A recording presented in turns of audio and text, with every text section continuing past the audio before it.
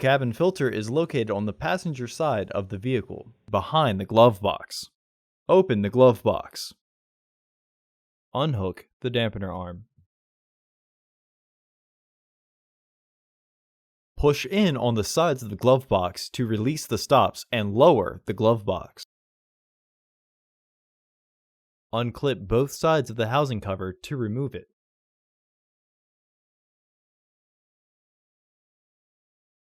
Remove the old filter from the housing and clean out any debris inside. USA-made AQ1102 have an arrow pointing which side is up. Insert your new filter into the housing. Reinstall the housing cover.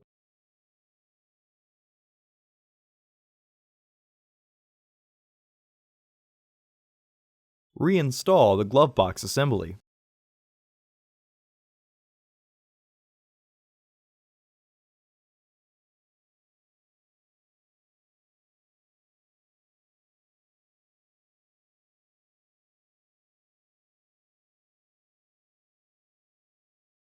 Hook the dampener arm back onto the glove box.